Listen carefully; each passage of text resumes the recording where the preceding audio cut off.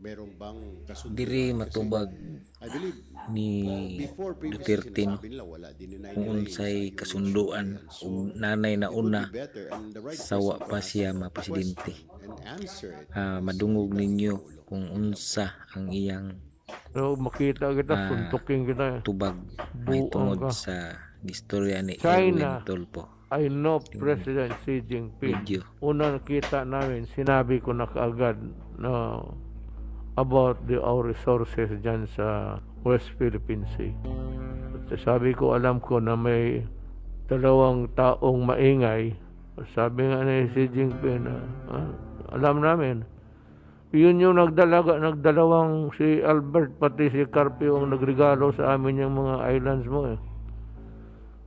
Nirigalo, namimigay ang mga putang.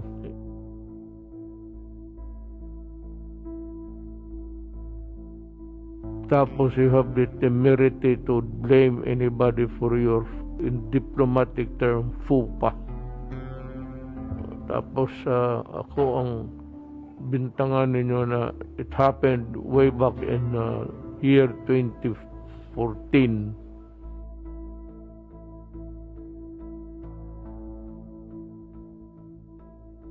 No, pagdating ko, nandiyan na yung barko ng China. Ang atin ang wala. Buti sana kung nandiyan yung barko ng China, tapos pagdating ko, meron tayong barko. Yun, ibang istorya yun.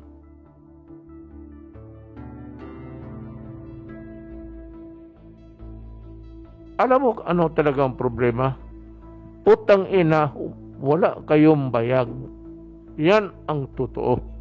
Nasa gobyernong ito, kung presidente ka, kung hindi ka marunong pumatay, hindi ka marunong mamatay, hindi walang pag-asa ang saan ka magtago. Every time there's a conflict, you mean to say, we will hide? Kayo nag-stand up doon, ang aking armed forces, ng inyong armed forces rin, were ready to die for their country.